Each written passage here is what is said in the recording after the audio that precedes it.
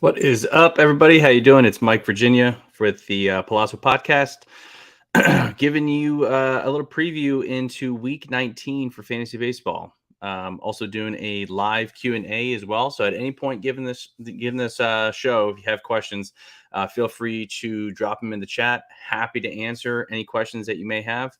Um, yeah, so finishing up this week, games are currently going on right now. Breaking news: Jordan Hicks just got traded from the Cardinals to the Blue Jays. So all of the speculation that we had regarding who was going to be the new closer in Toronto with Jordan Romano hurt between Yimi Garcia and the other gentleman, names losing me now, left-hander. Can't remember his name. Looks like that's going to work itself out with Jordan Hicks in the meantime until Jordan Romano gets back. So Yimi actually just took the loss today in extra innings versus the Angels as well. I believe that's his third game he's pitched in a row now. So if Jordan Hicks is somehow available and you play in the saved league, I think that he's going to be useful. For the time being until at least Jordan Romano gets back. And Michael just said Swanson for the reliever I couldn't think of. For some reason, I wanted to think of Trevor Richards, and I knew that wasn't right. So, all right. So let's dive into a little bit of my Week 19 preview. Before we do that, be sure to follow us on Twitter, at Palazzo Podcast. Follow me, MKB Fantasy. Make sure you guys are subscribed to the Discord. If you're on Discord, make sure that you're in the Palazzo Podcast Discord there for anything involving fantasy baseball, dynasty, ad drops. There's a lot of great minds within that channel, within all the channels really, to kind of help you win your leagues. So make sure you're on there and make sure you're liked and subscribed to the Palazzo Podcast channel here on YouTube. So for those of you guys who don't know, I used to write for We Know Fantasy, and I'm no longer with them. I'm actually doing my own stuff, but also helping the Palazzo Podcast out as well. Some exciting stuff coming. Just trying to juggle to see what that looks like. So more to come on that. But if you have been following me for a while now, you know that I've created a Substack. And for those of you guys who don't know what Substack is, it's basically just a portal there for me to post my weekly waiver wire article, my preview articles, really. So if you're interested in checking that out, I tweeted it out earlier this morning, which you'll be able to see a lot of these different people we're going to be talking about today and a little bit more in-depth breakdown. So with that being said, let's dive into a couple of people here that I like for Week 19 on your waiver wire. If you are thinking about looking for who to add, obviously it really depends on what your team is lacking and where you could move on from in terms of players. So if you're looking to add somebody, these are guys that could potentially be out on your waiver wire. The first guy I like is Sal Frelick. For those of you guys who don't know, he is one of the top prospects for the Milwaukee Brewers. He's been up for about a week now, a little bit over a week. I like him as an outfielder. He's not going to give you too much in terms of power, but he's going to be a good average guy, OBP.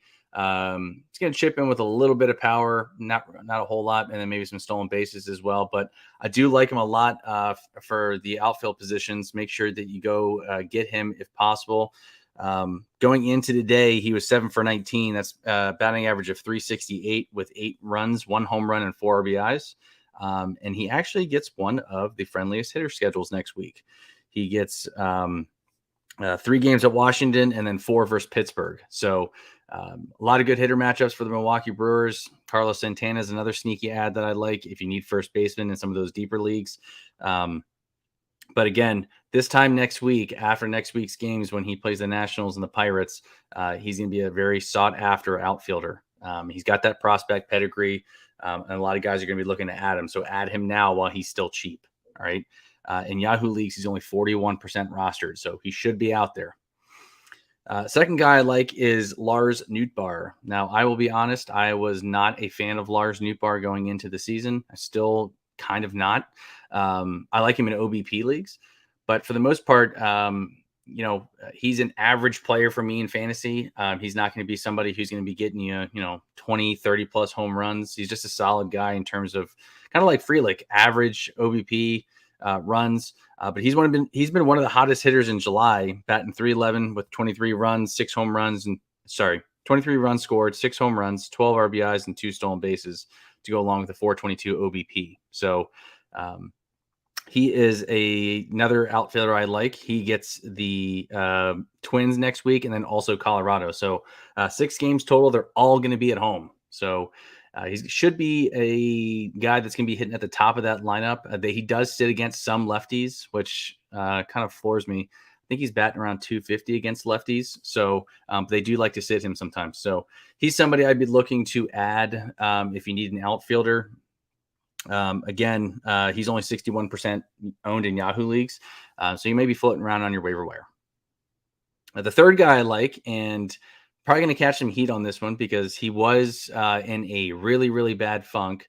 Just hit another home run today. I think that makes 3 straight. Marcell Ozuna for the Atlanta Braves. And I swear this is not an outfield show. I promise you. But he's got the power.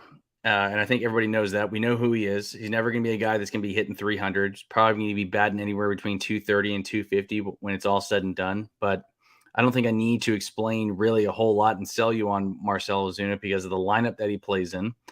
The people that are surrounding him in that lineup, he should have plenty of run scoring opportunities. And if you take a closer look at his StatCast data, he's somebody, again, that's kind of flying under the radar and somewhat comparable to Jorge Soler if you actually compare the two players in their seasons.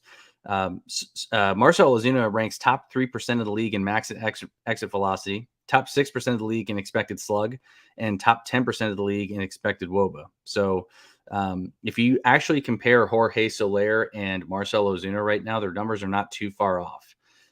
So again, he's somebody that he could be floating around your waiver wire, basically off of that 4 for, I believe it was a 49 slump that he was hitting in. So he's 32% rostered. He's somebody that, again, that I think if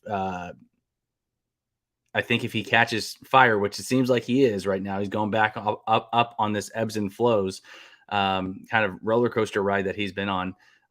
He's somebody, again, that is hitting the ball well, hits the ball really well with power.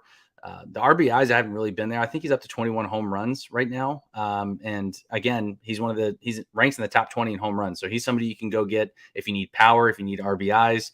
Again, don't expect much in terms of the stolen bases, the average department. But again, playing in that Atlanta lineup, I want all the pieces that I can get because they just hit the crap out of the ball.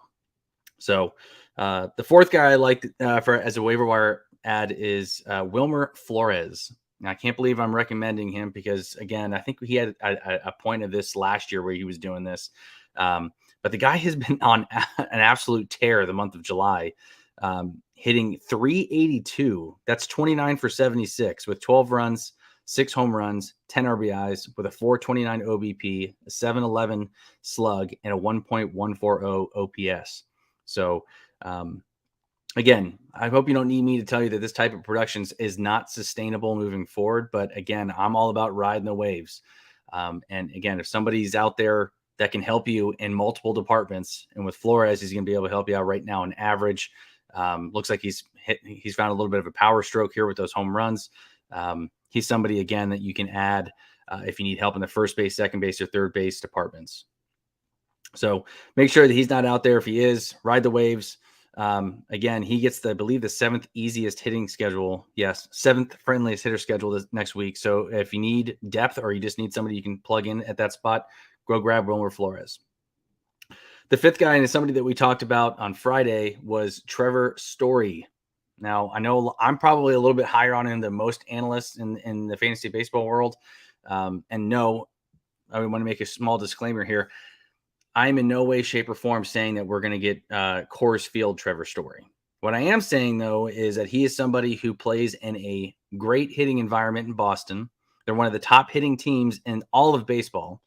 And if you guys read my waiver wire article, you'd know that Boston is ranks 6th in runs scored, 3rd in hits, and 6th in slugging percentage. So Trevor Story getting plugged into the middle of all of that, sign me up. Again, I don't see how they make Boston worse, and I see him as somebody that you can add again for a second base or shortstop. Now he's only been in the minors for like 6 games or so, but he is hitting rather well, hitting 313, 2 home runs, 4 RBIs. So it's kind of crazy how quickly they are rushing him from the minors to the major leagues. Boston's still right in the thick of things with the wild card. So, and I think that also had partly to do with why they traded Kike Hernandez. They just don't have a shortstop right now that can play that position and play it well. And I think Trevor Story can give them that. Although I think he's going to be DHing to start the first couple of weeks to kind of ease him back into that position. For those of you guys who don't know, Trevor Story had offseason elbow surgery after an injury. So they've been kind of taking it easy with him in terms of fielding ground balls and his positions. So at shortstop and second base. So if he's somebody available, the reason why I'm saying to add him is why the heck not? Did he have a great start to Boston last year? No. But I think he has a proven enough track record to warrant adding him as a lottery ticket. He's somebody who's going to be batting in the top half of that lineup. He's somebody who can score a lot of runs. He's got the pop. He's got power. He had 16 home runs, I believe, last year in a terrible season. And he also had double-digit steals last year as well. So, and that's with being hurt and not playing well. So hopefully the pressure is off him a little bit after his first year in Boston. He's somebody that I think you can get on the cheap now and not wait. A lot of people are going to be buying him for the name, really. They're going to be buying him because of his production in Colorado. That's not going to happen. I think his best years are behind him, but I do still think he can be a useful fantasy player moving forward. So, again, if you need second base or shortstop help, Trevor Story is probably out there in your leagues. Go and add him. If he sucks and he continues to show us why he's not the Trevor Story of old, you can drop him. But right now he's free and he's somebody that you can get cheap. So if you have him available in your league, go out, add him. Let's see what happens. He's rumored to be coming back next week. So we'll see on what that looks like and how many games he starts playing on a week-to-week basis. I assume they'll probably ease him into a full-time role. That'd be my guess, at least. But it's clear that Boston needs him and Boston wants him in that lineup because they're making a postseason push. So, again, go add Trevor Story. He's somebody that I am looking to add in all leagues where he is available as a dart throw. Again, I'm not sitting here calling my shot saying that we're going to get, a 30 home run season from Trevor Story or anything. But, again, he's a lottery ticket. Punch him. Hopefully they hit. Especially if you're holding on to guys who are like fringe-worthy players. Again, why not? So, all right. So those are my top 5 ads. So if you need a hitter, go grab those guys. I know there weren't a whole lot of starting pitchers or relief pitchers in there, which we'll get into in a second. But those are the 5 guys that I would be adding this week if they are available. Again, team context is important. Who are you dropping? Who are you replacing them for? Et cetera, et cetera. So the schedule of games this week, we have 7 teams we have a lot of teams with 7 games: Arizona, Baltimore, Chicago, Cubs, the Reds, Astros, Angels, Miami, Milwaukee, the Yankees, Phillies, Mariners, Toronto. The 5 games this week are Detroit and Oakland, so that's a good thing. I don't think any of us are really starting a whole lot of players from those teams unless you play in really deeper formats. And then the rest of the teams have 6 games. So the friendliest hitter matchups on the docket next week, starting with number 1 is the San Diego Padres. So if you have any of those guys, Ha-Seong Kim, Juan Soto, Manny Machado, Xander Bogaerts, they have the friendliest hitters matchup next week. Milwaukee comes in at number 2. The Mets number 3, the Reds number 4, and the Phillies at number 5. So hopefully this is a good opportunity for those Phillies to kind of wake up those sleeping bats. Bryce Harper, Trey Turner. Ugh. For those of you guys who don't know, I hate Trey Turner, and I'm not going to go on a rant. I swear. I promise you I won't. He broke my heart. I'm personally not drafting him next year. I don't care where he falls. I want nothing to do with the guy. He broke my heart. The hardest hitter matchups next week, the Red Sox, the Marlins, the Tigers, the Diamondbacks, and the Angels. So if you own those guys, I'm not sitting here saying to bench them. You're probably still starting the studs on those teams. But again, just keep in mind, those are the 5 worst hitter matchups next week. My top 5 starting pitcher streams. These are guys that are less than 60% owned in Yahoo leagues. All right. So again, these guys could be available on your waiver wires if you're looking to play that stream card, if you will, and trying to stream pitchers or 2-start pitchers. These are some guys that I recommend. Number 1 coming in, Seth Lugo. He gets at Colorado and the Dodgers. So kind of a Jekyll and Hyde type matchup. Colorado doesn't scare me. It is in Coors, so I will state that. But again, Colorado is not the Colorado of old. I don't think they have any guys that really scare you on that team. Maybe CJ Cron, Randall Grichuk has been pretty hot. Maybe Ryan McMahon.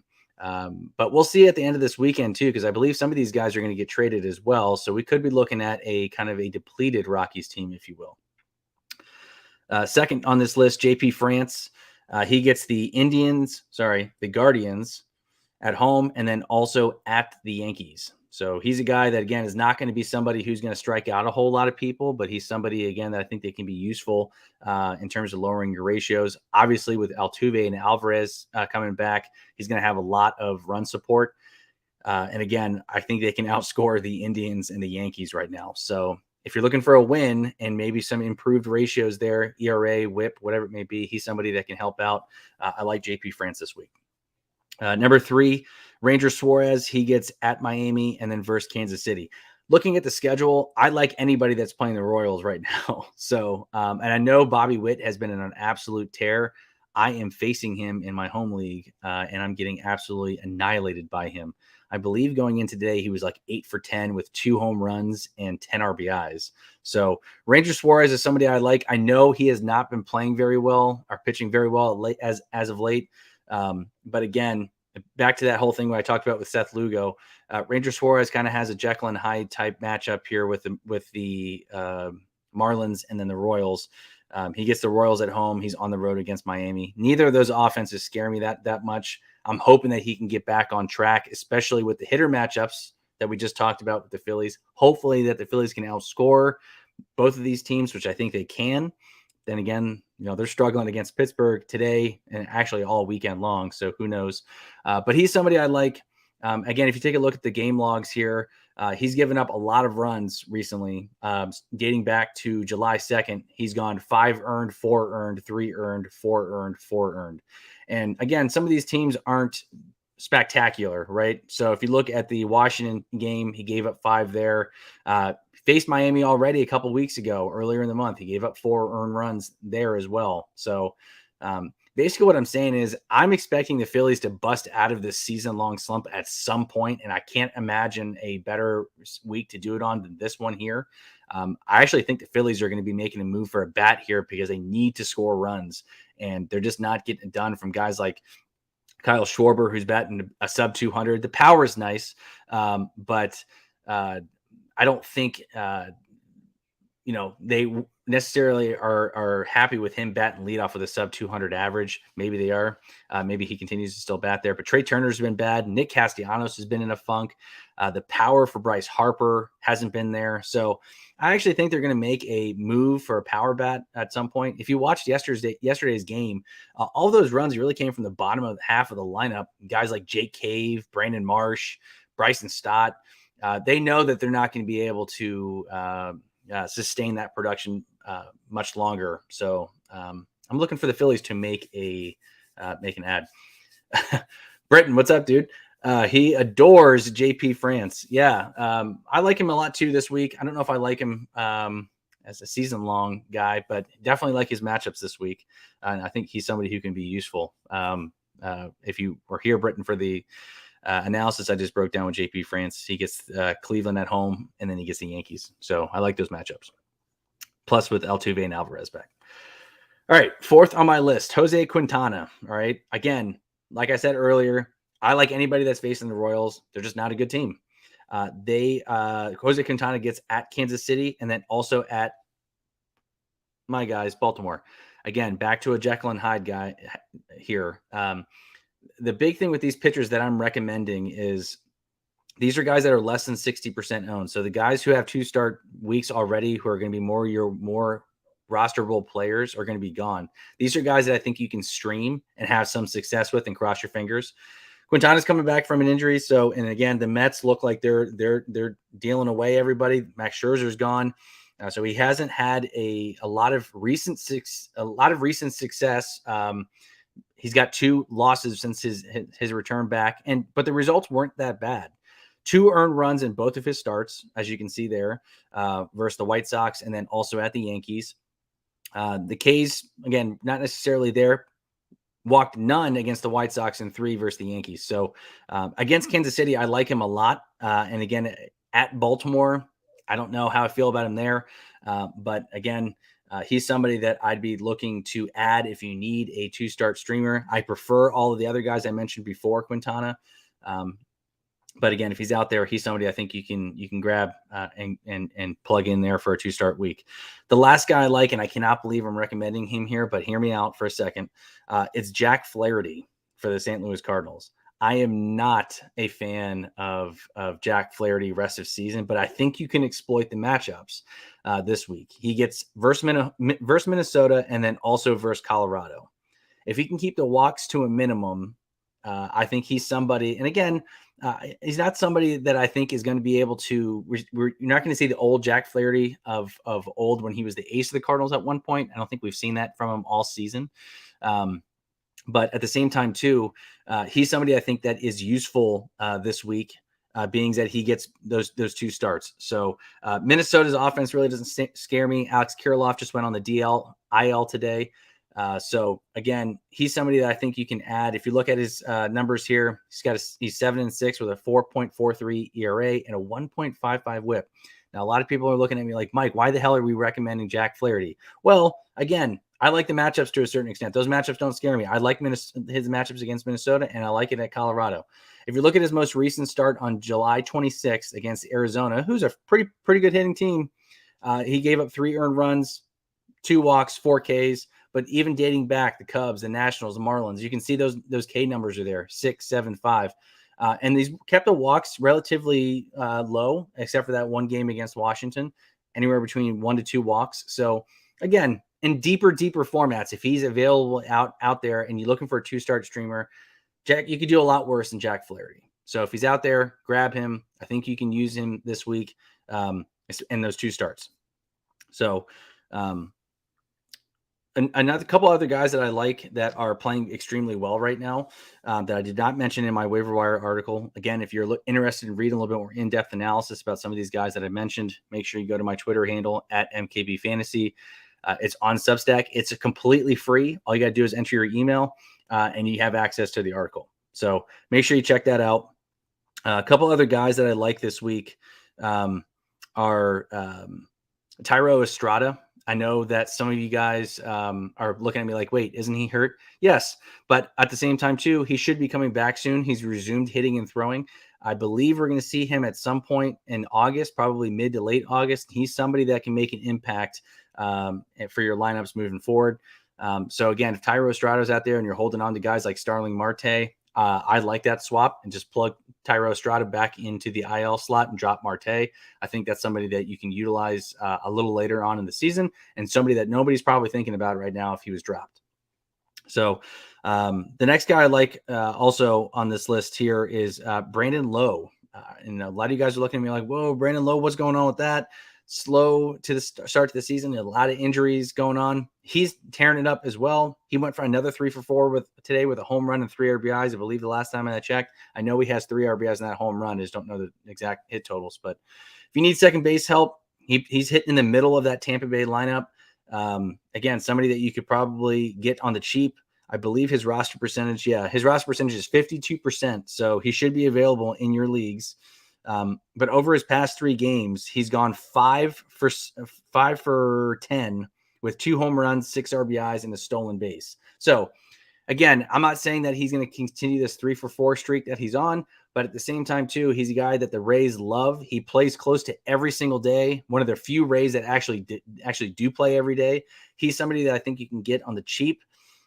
He gets him to start the week. He gets the Yankees. So he's somebody, again, second base wise, if you need middle infield help, he has that track record of hitting for a lot of pop. He's got a lot of guys hitting in front of him and behind him that I think that he can keep up somewhat this production. So you can see in the game log here, it's not showing today's game, but again, somebody to keep your eye on. If you're not adding him, add him to your watch lists. Again, the past 2 out of those 3 games, I like what I've been seeing, and he's been doing this against Houston of all teams, right? I know Houston hasn't been great in terms of starting pitching this year that we're accustomed to seeing, but again, 2 home runs and 6 RBIs in 3 games is pretty damn good. I'm looking to add him to my watch list right now in hopes that he can continue this production. So. That's it on Brandon Lowe. Other guys that I like are some of these closers that are coming into fruition with some of these guys being traded. Luke Raley for the New York Mets, if he's available in your league and you need saves with the departure of David Robertson, he's somebody that I like over Adam Ottavino. If you're in the Discord, you would know this useful information as well. Go add Luke Raley. Do not go add Adam Ottavino if he's somebody that is in your league. And if somebody added Adam Ottavino and Brooks Raley is available, go add him. He's somebody, I know he's wearing an Astros hat here, but he plays for the New York Mets. So he's somebody that I think you can go add for cheap saves. And now this is hoping that he doesn't get traded as well. Ottavino and Raley likely could be traded by the end of this weekend. Who knows with the trade deadline coming up. But if he sticks with the Mets after the trade deadline, I like him as the closer moving forward. So, and it's also worth noting that he did pitch the 9th. If you look here in this game log here, he pitched in the 9th and 2 out of these 3 games, I believe. So, and again, is he going to be somebody who's lights out like David Robertson? Probably not. But again, he's a cheap source of saves. If you need saves, go grab him. He should be available in your leagues. The second guy that I like and somebody who I think is probably going to be bridging the gap, at least until we see the return of Liam Hendriks, is Gregory Santos of the Chicago White Sox. It's clear that he's going to be the guy in the 9th moving forward. He got the save opportunity after the departure of Kendall Graveman, who went to Houston. He pitched the 9th inning against Cleveland with the 3-0 win, got the save, 2 Ks. He's somebody that I like at least until Liam Hendriks comes back. I don't know how long we're going to see Liam Hendriks on the IL. Who knows? Maybe he comes back, maybe he doesn't. But again, in the short term, Gregory Santos is somebody I'd be looking to add for saves. Breaking news: Jordan Montgomery to Texas. Wow. For those of you guys who don't know, they just recently acquired Max Scherzer. And then they add Jordan Montgomery as well. So the Rangers are pushing in all of their chips to win that AL West. And I think that they know that Houston's nipping at their heels and they're coming. So Nathan Eovaldi came back from the IL today. So with that rotation, which I like a lot between Eovaldi, Scherzer, and then now you get Jordan Montgomery in this mix, who's a very talented left-hander and a desperate left-handed arm that they need. I don't know who St. Louis got back in return for Jordan Montgomery, but that's a great deal for Texas. Well, he went on the IL. I thought he was coming back from the IL today. Maybe I read that wrong. Well, interesting. So even more of a reason why they needed to add an arm to that rotation with Nathan Eovaldi going on the IL. So I'm hoping he can come back though towards the end of the season. For those of you guys who own Eovaldi, yes, he's a hold, but hoping that that all these guys come to fruition. That'd be a lot of fun to watch in the postseason. So for those of you guys who are in the chat right now, feel free to throw your questions at me. Happy to answer any questions that you might have. Waiver wire, trades, dynasty, fab, whatever it may be, prospects, any of those questions, feel free to drop them in the live chat. I'm happy to answer and help you guys out. But a couple other guys that I like in terms of the closer roles, for those of you guys who are speculating on saves, we talked about Gregory Santos. We talked about Luke Raley. And again, Jordan Hicks has recently just gotten traded from St. Louis to the Blue Jays. So who knows how long he's going to be kind of in limbo until he gets to Toronto. But before that trade, I liked Yimi Garcia and I liked I liked Swanson from Eric Swanson from the Blue Jays as speculative save guys. Um, so yeah, those are the guys that I like for this week and the matchups that we talked about. Other guys that you can probably look for in terms of starting pitching, Cutter Crawford for the Boston Red Sox.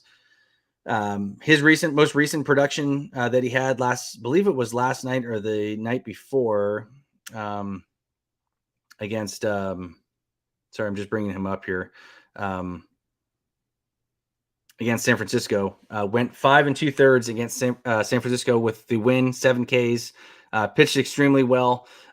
He's somebody again that I think you can get at reasonably cheap for those of you guys who are in deeper leagues. He's only 14% owned in Yahoo, so he's somebody again I think you can stream. In his next game, he gets Seattle in Seattle, so not the best matchup, but not something I'm worried about or scared about either. So again, if you're looking for somebody. And again, his last 3 games, he's got 2 wins and 18 Ks. So again, maybe he's rounded into form. The Red Sox definitely need him. So he's somebody I'd be looking to add if you need starting pitching help. Looks like the Cardinals got Roby. I'm not even sure how you pronounce that guy's last name, and a lefty pitcher, John King, in return. So he's somebody that I think you can he's somebody. None of these guys I'm going to be adding maybe in dynasty formats. I don't know enough about these guys being 100% candid, but Charles asks, how would you rank Jazz Chisholm, Matt McLain, and Brandon Lowe rest of the season in redraft points leagues? That's a good question. So I'm going to be 100% honest here. I'm not a huge fan of Jazz Chisholm. I think he's got all the talent in the world. I love when he's actually on the field. I personally will never own any shares of Jazz Chisholm because he's just always hurt. But I believe he's coming back soon. So I'm answering this question off of the information that I have available.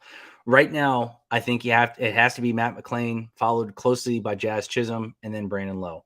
So that's how I would rank these guys moving forward. I love Matt McLain. Shout out to Govier for putting me on him a couple weeks back when all the Ellie hype was going down. McLain actually got the call before Ellie, and we talked about him on a previous show in the Palazzo podcast. But yeah, that's how I'd rank them: Matt McLain, Jazz Chisholm, and then Brandon Lowe. No doubt about it. The Marlins need Jazz's bat as well in that lineup. And I think that he can provide a lot of great production, both on the base pass and also some pop. Before he got injured, he was on a tear and then got hurt again. So for that reason and that reason only, I just don't know what we're going to see from Jazz rest of season. It would not surprise me at all if he got hurt again and they just shut him down. But yeah, that's how I'd rank him. Thank you for the question, Charles. I appreciate it.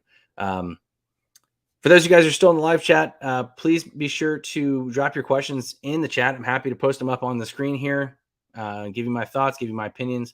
If there's somebody that you're thinking about dropping, somebody you're thinking about adding, let's chat about it. And hell, it doesn't even necessarily have to be about fantasy baseball. It could be about anything, really. But again, the live chat is available for the questions. Are you starting Nootbaar and Frelick over Josh Lowe? Ooh, for those of you guys who have been following me for a long time, you know that I'm a huge Josh Lowe guy. And I was ringing the Josh Lowe bell for weeks and weeks and weeks and weeks. If you remember earlier on in the season, we talked about James Outman and everyone was hyping him up. And Josh Lowe was outproducing him and playing in half the time that James Outman was. And I was banging that drum hard. Josh Lowe has fallen on hard times recently. He's not playing every day. He hasn't been a really consistent staple in that lineup. He does sit against lefties. The power has kind of been zapped. Stolen bases are there, which are nice. But to answer your question, Anthony, yeah, I'm starting both those guys over Josh Lowe just simply because they're in the lineup a lot more than him. And they've been both playing well. So now if you're asking me if I'm adding those guys over Josh Lowe, yeah, still probably.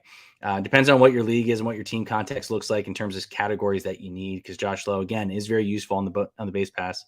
But I like Lars Nootbaar and Sal Frelick moving forward over Josh Lowe. I would rank them in this order. I would probably go Nootbaar, Frelick, and then Josh Lowe. Now, a lot of people would probably go Lowe over Frelick or some of those guys. But again, the production hasn't been there for months now, and I think it's time to cut ties. I don't know if you're going to be able to get anything from him if you're trading him away, but I appreciate the question, Anthony. I like Newbar and Frelick over Josh. So Jeff says Josh Lowe MVP. Man, I was hoping that would come into fruition there, Jeff, because I had a lot of shares of him. I actually dropped him in my home league, and he's still sitting there. So not to say that means anything.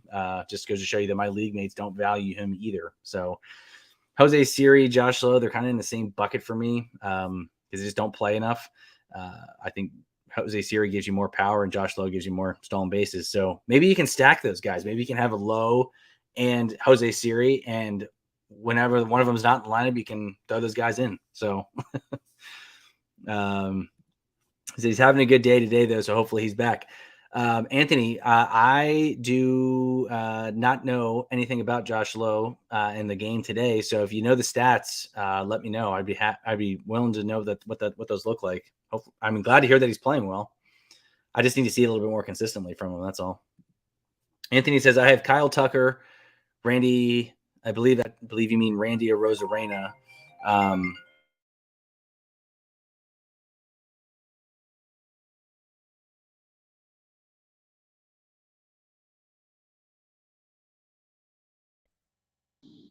Hopefully everybody can hear me. Sorry about that. I'm on my laptop, and I just had my dad call me on FaceTime, probably looking to talk to my son. All right, so sorry about that. Anthony says, I have Kyle Tucker, Randy Arozarena, Brian Reynolds, Jazz Chisholm, Josh Lowe, Newbar, Frelick. Wow, so maybe I should try dealing one of them for an arm. Yeah, I'd probably recommend that, Anthony. If you have all of those guys on your team, that's a great problem to have with all those outfielders. I'd be looking to deal one of those guys for an arm, especially if you need starting pitching. Obviously, you're not dealing Kyle Tucker or Randy Arozarena unless it's for one of the top starting pitchers in the league. Somebody like a Spencer Strider, Shane McClanahan, those kind of guys. But I'm probably holding those. But I think you get probably a decent return if you package one or two of these guys for a starting pitcher. Somebody like Brian Reynolds and Jazz Chisholm. Find a Jazz Chisholm lover in your league and get rid of them and find an arm. Hopefully that can help you. Anthony says 2 for 3 with a bases clearing double. Sweet, that's awesome. Love to hear that. Again, I love Josh Lowe so much. I think we saw the best of him earlier on in the season when he was on that torrid month in, I believe it was May. I can't remember which month it was. But I just need to see a little bit more consistently from him, not just from a production aspect of it, but also from a playing time development for me to buy back in. So yeah, but I'm glad to hear that he's playing well against Houston today. I think they got smoked yesterday as well. Tampa Bay, that is. All right. Anybody else got questions? Want to chat about a specific player? Need help on the waiver wire? Want my thoughts on a particular player? Feel free to drop them in the live chat.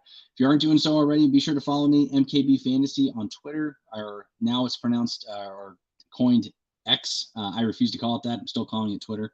But if you're not already doing so, make sure you follow me. Subscribe to my Substack for all of my articles that are going to be coming out. I'm going to start doing a little bit more content in terms of waiver wire stuff, but also some other stuff that can help you closer towards the end of the season for the playoffs. So who are some guys that you guys are looking to acquire? Who's on your waiver wire that you're looking at and looking to add right now? You kind of toying around with. I'd be interested to see who the top available players are in your league. Let's hear from you guys. What do you need help with? I know for me, hang on, Anthony, we got another question here. Would you do Randy for Darvish, or should I ask for Framber? If you're talking about Randy or Rosarena, I'm not making a deal for either of those guys. I am holding Randy or Rosarena. I do not want you Darvish in return for him. Nor Framber Valdez. Probably still holding Randy or Rosarena, one of the top outfield bats that you can own, especially if you're pairing him with Kyle Tucker. So he's somebody I'd be aiming higher for, Anthony. If you're looking to deal Randy or Rosarena, look for a top 10 starting pitcher in return for him. And right now, those guys are not not guys I'd be looking to deal Randy or Rosarena for. I love Randy or Rosarena, top outfield bat. Do not deal him for Darvish or Framber. But again, if you have somebody who's looking to acquire him, aim higher. If that's the same team that owns Darvish and Framber, I got to believe there's a better starting pitcher on that guy's team. Try to see who else is available to see if you can get an arm, better arm than Darvish and Framber. Govier says, love Randy. Yeah. I like him too. I actually got sniped him in my draft, my home league draft.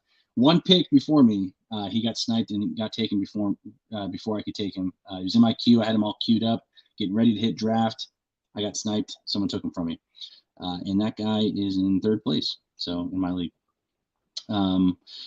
Anthony says, awesome. Thank you. Absolutely, brother. No problem. If you have more questions, please feel free to drop them in there. Doesn't seem like we've gotten a whole lot of other questions from other folks. So I'm happy to answer anything else you need help with on your team. Anthony also says he's on a brutal stretch right now. That's all. Yeah, I mean, that's what happens with these guys too. Nobody is immune to the slumps of baseball, right? I mean, look at guys like Trey Turner, who's been in a season-long slump. I don't think anybody in the world believes he's this bad. He's just having a really, really tough year. And some of these guys go on rough weeks, months, or days, hit the IL, whatever, sit out to kind of refresh their heads. Randy will be fine. I have no doubts about that. He's just going through a funk right now. He'll break out of it. But again, that's not a reason to sell low on him either. I think he's got a proven enough track record where he'll come out of this and you're going to be kicking yourself in the ass if you dealt him for you, Darvish. So again, I would see who that guy also has available on his team. Look to acquire his number 1 or number 2 starting pitcher on his team. If you are indeed interested in trading Randy or Rosarena, although I highly advise that you don't. Gove says, don't forget, Govier's on Joe Rico's Sports Ethos Trade Deadline Special Tuesday at 4 p.m. Eastern. So make sure you guys mark your calendars for that. I'm going to be attending that as well. Joe Rico puts out great content for Sports Ethos. Having Govier on there too should be a very, very entertaining show. Make sure you guys mark your calendars. Tuesday, 4 p.m. Make sure to be there because it will be something you will not want to miss. Anthony also says, I think it's just getting used to Philly for Trey. Castellanos went through the same and now having a good year. Yeah, I don't know what it is about Philly. I'm going to be honest with you. I hate all Philly sports and all Philly sports teams. I think it's just a terrible fan base. I don't hate the players that play for them. I just hate the fan base of the Phillies. So if you are a Phillies fan, I'm not necessarily talking about you. I'm just talking about in general. But yeah, I agree with you. It kind of sucks too after you got that massive deal from Philly. His ADP was in the top 3 picks. I took him number 1 over Ronald Acuna. And I am kicking myself in the rear end. I will note that it was between those two that I had number 1 in my home league draft between Trey Turner and Ronald Acuna, and I hate myself for it. It sucks, and my team is now suffering for that. I'm going to drop my 3rd straight week. So it sucks, but you got to roll the punches. That's fantasy, right? Some guys hit, some guys don't, and whether it be a top 12 pick or a guy that you get in the middle rounds or late rounds, whatever it is, that's why it's important to make sure that you are constantly scouring the waiver wire. These guys can make late season pushes. Find an owner that's panicking over some of these guys who are in slumps like Randy or Rosarena or Trey Turner. Capitalize on that. See if you can buy low, get them on your teams. Again, I don't know if I necessarily have a whole lot of faith in Trey Turner moving forward. I think it's just a lost year for him. But again, if somebody's looking to give him to me for basically nothing, see if the guy who owns Trey Turner is looking to sell and get him on your team. But yeah, I agree with that take, Anthony. Although Castellanos has been struggling recently too, but he's having a pretty good year overall, though. Charles says, any concerns with Skubal? Looks shaky against Miami today. Thanks for your input. No problem, man. No, I don't have any concerns about Tarek Skubal. He's clearly the ace of that staff. He's been awesome since his return from the IL. He's a guy who's going to be giving you quite a bit of Ks as well. If you give me a second, I will bring up his game log here and look at his recent production or start today against the Marlins. I know that the Marlins ended up getting the win. So Tarek Skubal went 4 2/3 with giving up 6 hits, 4 earned runs, and 4 Ks with 0 walks. No, I don't have any concerns over him. I think he's going to be just fine. He's going to be a guy that's going to be giving you a lot of Ks. Walks will be down. The Tigers are who the Tigers are. They scored 6 runs in this game, so that's good. But for the most part, I like him moving forward. And that's another thing to talk about as well. And I'm so glad you brought that up, Charles, is, with a lot of these starting pitchers or hitters, it's very, very easy for the inexperienced player. I'm not saying that you're inexperienced, Charles. I'm saying for the inexperienced players who are new to fantasy baseball, it's not like fantasy football where you expect 100 yards rushing and a touchdown from Saquon Barkley every single week. Baseball's a 162-game season. These guys go through funks. They go through slumps. And the production that you're accustomed to seeing from some of these guys is not always going to be there.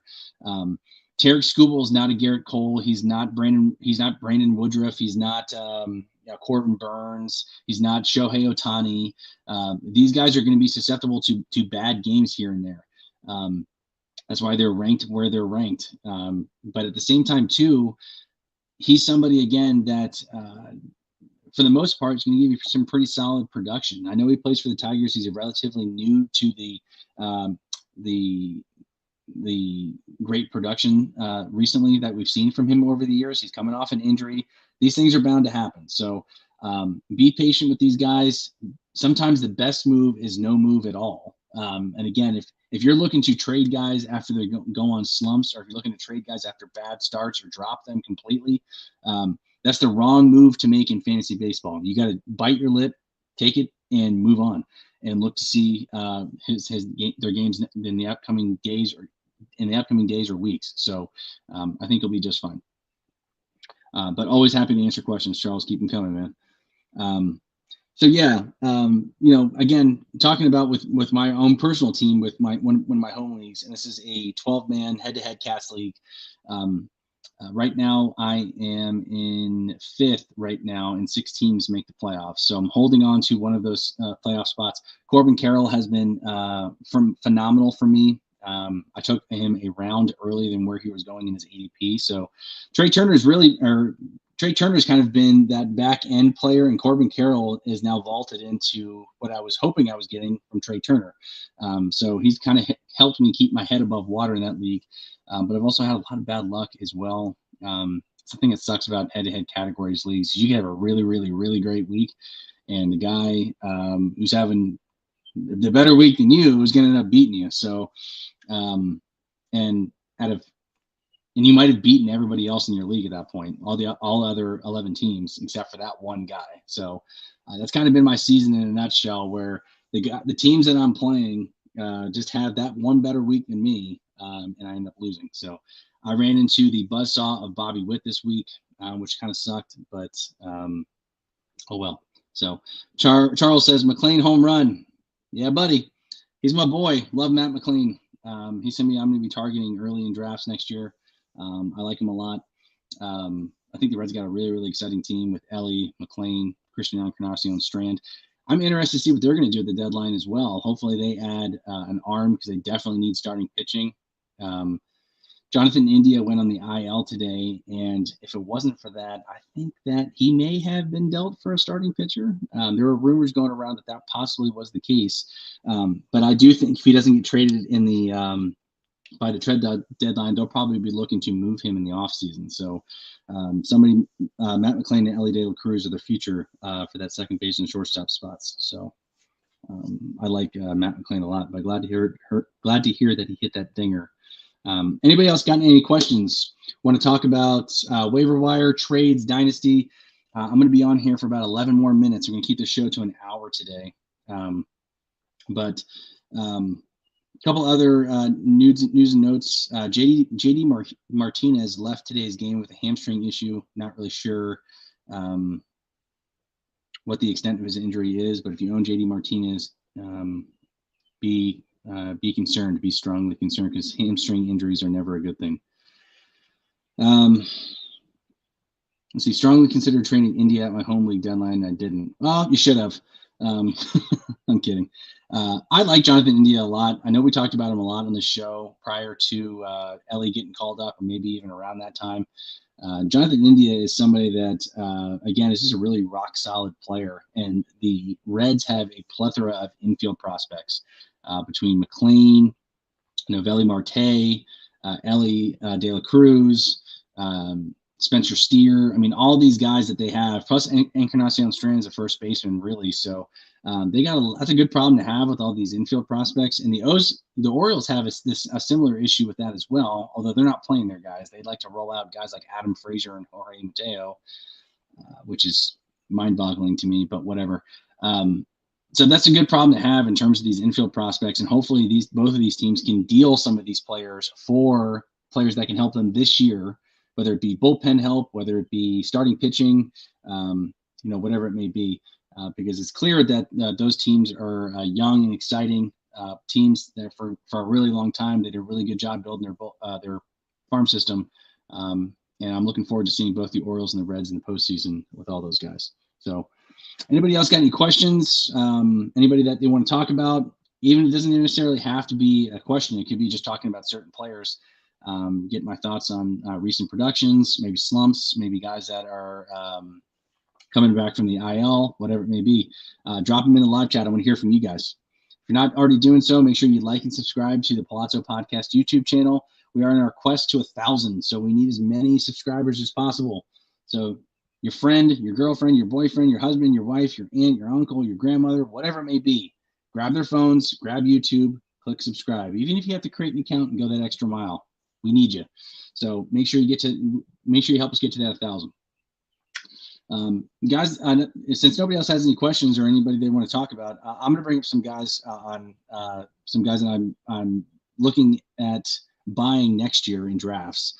One of the guys that I'm really, really high on, and it's not because of his recent production, but I think we're going to be talking about Bobby Witt being up there in terms of one of the first shortstops / third basemen, if he still has third base eligibility next year, off the board. And I think he's going to be a top 12 pick, and rightfully so. There were a lot of people that were down on Bobby Witt Jr. To start the season, and I don't know why. I mean, it's his second year in the league, and this guy is lighting the world on fire. And he plays for one of the worst teams in baseball as well. So, and that's even more impressive that he's still being able to provide that production. So, I think we're going to be looking at adding Bobby Witt. I mean, I haven't gotten a chance to kind of run through my the season's not even over yet. I hate doing this, but if I actually list out the players or hitters at least that we're looking to take in the first 12 picks, I think Bobby Witt's going to be in there. And this is probably not a popular answer, maybe some recency bias here. I'm taking Bobby Witt over Trey Turner next year. Sorry. I will not be drafting Trey Turner because he pissed me off. But I like Bobby Witt a whole lot, and I like him a lot moving forward. The arrow is pointing straight up. He's only going to get better. It's his second year in the league. The only thing I don't like, obviously, is the fact that he plays for Kansas City. So Anthony asks thoughts on Jordan Walker. If you can be a little bit more specific, Anthony, that'd be great. But in terms of this year, I think what you see is what you get. It's clear that the Cardinals butchered him in the beginning of the year and probably killed the kid's confidence, sending him back down to the minors. I think they handled that whole situation extremely poorly. But it's clear he's still one of the top prospects in baseball. He's somebody that, again, I think you can get him relatively cheap. I think his stock probably takes a hit after this year, just because he's not lighting the world on fire like Julio Rodriguez did last year. But he's somebody, again, that I think is going to be the future of the Cardinals. He's clearly somebody that St. Louis wants to get going.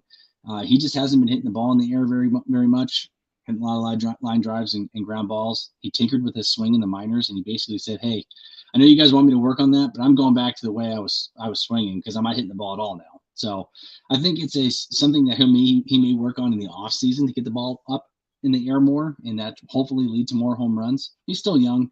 In terms of this year, though, I think just off the talent alone, unless there's somebody out there that's better on your waiver wire, I don't know who's available, I think you got to hold him. So it's definitely in dynasty leagues and redraft formats. If there's somebody else that you think that can help your team over Jordan Walker, I don't have a problem with that.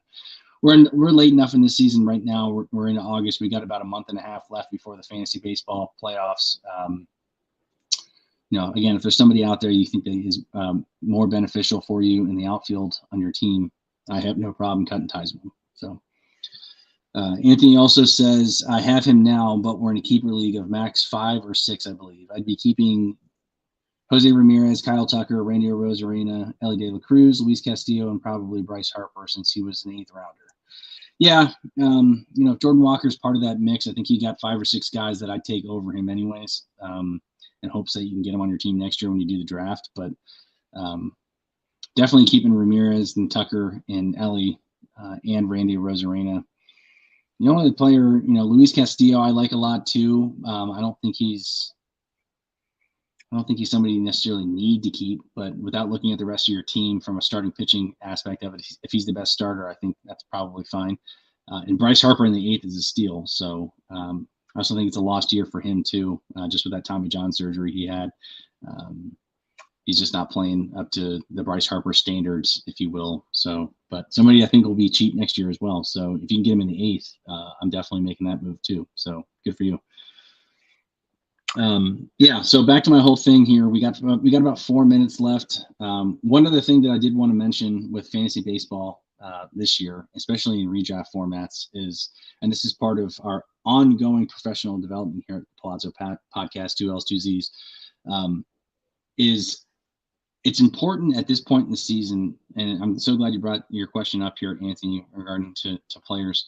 Unless you drafted these guys in the first 3-4 rounds, you can move on from players that probably have the name to them, if you will. Guys like Jordan Walker, Jared Kelenic, some of these other guys. And if they're just dead weight on your bench and they're not producing, and there's guys that you think that can help you now, if you want to use that spot to use it as a streaming option for starting pitching, another closer, whatever it is, that's where I'd be evaluating your teams at and saying, hey, these guys are dead weight on my team. How can I improve this one spot to set me apart from the other players or league managers to win my championship? I know for me, our trade deadline is coming up. I am looking to move Trey Turner in my redraft format, hoping that I can get something in return for him and hoping somebody buys the name on itself. But I have no ties to Trey Turner right now in hopes that he can return to, who he was last year with the Dodgers. So if I can get something in return or a couple players in return for him, I'm going to be looking to make that move. I'm not going to be looking to deal him just to deal him, but I'm hoping that I can get something in return that can help me set me apart and address multiple areas of my team and deal somebody who's dead weight on my team right now in Trey Turner. So Anthony says Teoscar Hernandez, I believe that's who you're talking about, has been dead weight for me. Yeah, it's actually really funny. I had Teoscar too in a couple leagues, and I actually moved on from him and traded him where I could prior to his, really season-long funk, if you will. He's been a really big disappointment for me, especially in that lineup with Seattle. I was expecting a lot more from him, but yeah, I mean, honestly, Anthony, it depends on who else is out on your waiver wire, but I know he's kind of turned it on here and there a couple times. He just hasn't been really consistent. But again, if there's somebody out on your waiver wire that you think you can help you, or if you can find a way to trade him for somebody like a reliever or a starting pitcher, I'm fine with moving on from him. I don't think you're going to miss much with Teoscar Hernandez. So. Anthony also says, yeah, I have Castillo, Rodon, Verlander, Woodruff, Paxton, and a bunch of garbage. Detmers, G-Rod, and Taj Bradley. Don't talk about my boy Grayson Rodriguez. He's not garbage. Honestly, if you're talking about just pure prospect pedigree in a keeper league, I like Grayson Rodriguez quite a bit. People forget he was the #1 pitching prospect in baseball. He did not have a very good start to the season, but he's pitched extremely well since the All-Star break. You'd like to see the K's kind of improve there a little bit, but hey, take what you can get. I think his arrow only goes up with a developing team in Baltimore. He's going to be the ace of that staff. So I really, really like how he's been throwing since the All-Star break. Yeah, I'd be moving on from Rodon. Verlander's another year older. Woodruff is somebody I would probably keep over Luis Castillo. I know that he's been hurt for most of the year, but again, I'd rather have Woodruff over Castillo if you're looking for somebody to keep. So. Yeah, Anthony says he's actually thrown really well since being back. That inning against the Dodgers shouldn't have happened. For those of you guys who don't know what Anthony's talking about, Rodriguez pitched 5 really, really good innings. And the 6th inning, he was left in probably an inning too long, got shelled, and gave up 4 earned runs. So Charles says August 10th, Yuri Perez. Yeah, for those of you guys who aren't following me on Twitter, Craig Mish, one of the top beat writers for the Miami Marlins, that's who he's that's his pick for Yuri Perez coming back. Again, Yuri Perez for me, I know the other guys on the show that we talked about on Friday are not particularly interested in him. The Marlins are in a position to win a wild card spot. It's clear that Yuri Perez can help them. With the production that we saw in that huge stretch of games that we saw from Yuri, again, he's like Trevor Story for me. If he comes back up from Miami and they let him go and he pitches 5-6 innings a game, name me a player on your waiver wire that can play equal to or better than Yuri in that production. We've seen enough games from him to know that, hey, this is a guy that can make an impact. So I don't understand the not from, and again, people are entitled to their own opinions. I love the guys on the show too. But if he's available on your waiver wire, he's somebody I'm looking to add and stash, especially including spots that don't have NA spots or those other formats where you can keep him on your as a free spot. Yuri Perez is somebody I'm looking to stash now.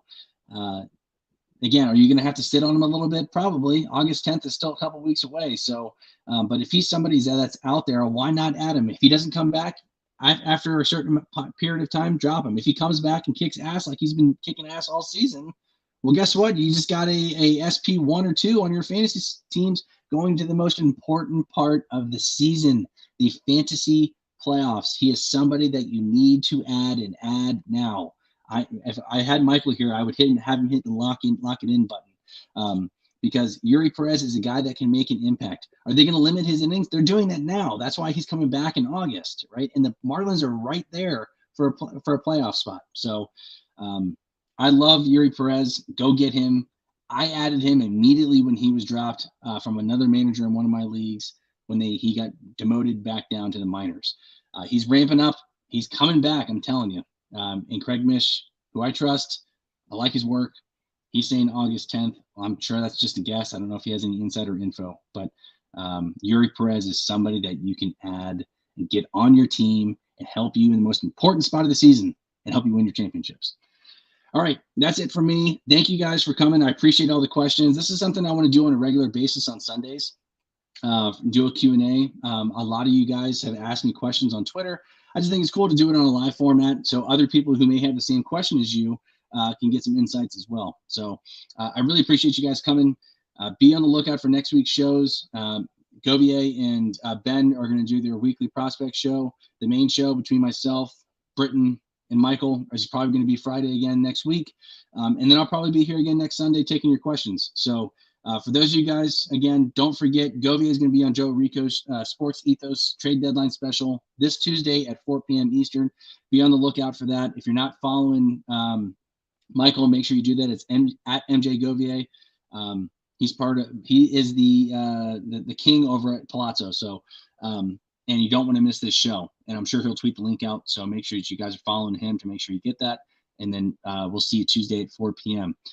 In the meantime, if you guys have questions, concerns, hit me up on Twitter, MKB Fantasy. Always happy to help. In my DMs, mention me, whatever it may be. Let's help you win those fantasy baseball championships. Thank you guys for attending so much. Appreciate it. And we will see you guys next week.